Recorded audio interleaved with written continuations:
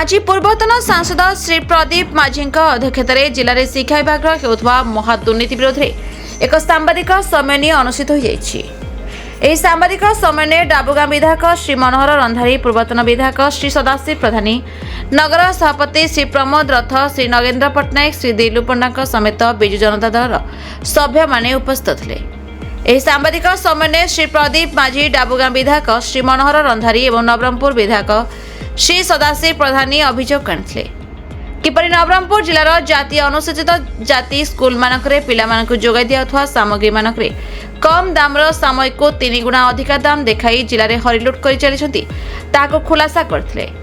आगामी दिन में यार तदंत हो कार्यानुष्ठान निगले विजु जनता दल तरफ जिले में व्यापक आंदोलन कर नेता माने चेतावनी देते।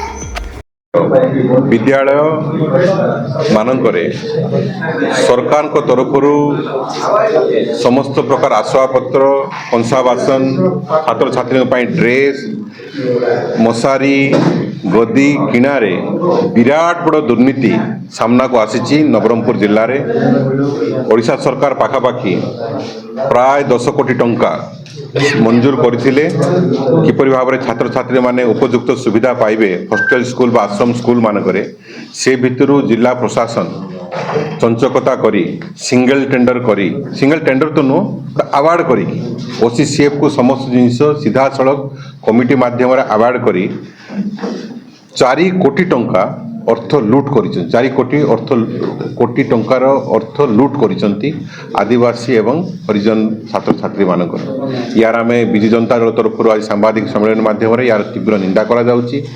मार्केट रेट ठारू सप्लाई रेट आकाश पाताल फरक गोटे गोटे जिनिस को 2 ରୁ 3 गुण रेट रे किना जाइछि। या विरुद्ध रे दृढ़ कार्यानुष्ठान नवापाई आज नवरंगपुर जिला विजु जनता दल कमिटी दाबी करिछि एवं मुख्यमंत्री सम्मानीय मंत्री को सेक्रेटरी को कलेक्टर को आज अवगत कराइबो। जदि 7 दिन भितर दृढ़ कार्यानुष्ठान ग्रहण करा न जाए ताहले आमे बाध्य होई विजिलेंस द्वारस्थ होबु एवं राजरास्ता को ले जिल्ला रे अनुसूचित जाति जनजाति विद्यालय मानकरे सरकार तरफ प्राय 10 कोटी टंका आमर यूटेनसिल्स, मैट्रेस एवं बायोमेट्रिक एवं मस्किटो नेट बाबद को आसीथिला एवं से 10 कोटी टंकार चंचकता करी प्राय 4 कोटी टंकार ऊर्ध्व दुर्नीति करिसेंती। जो अधिकारी माने जो विभाग करिछि जो कमिटी करिछि ताको आमे दृढ़ निंदा करूछु।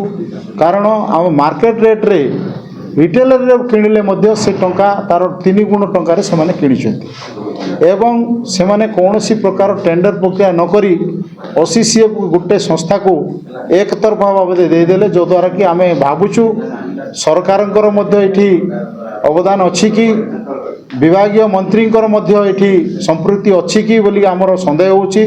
कारण विभागीय मंत्री तांकर विभाग आमर नवरंगपुर जिलार से मंत्री अच्छी किंतु वर्तमान सुधा से कौन कार्यानुष्ठान नहीं नांती। तेणु विजु जनता दल तरफ आमर डिमांड अच्छी जे एमानकर विरुद्ध रे दृढ़ कार्यानुष्ठान निया जाऊ। कारण एमाने आदिवासी हरिजन दलित लोकंकर रक्त को शोषी टंका आत्मसात करिसेंती। ये महादुर्नीतिर पर्दाफाश करने आज हम सांबादिक सम्मेलन करूँ।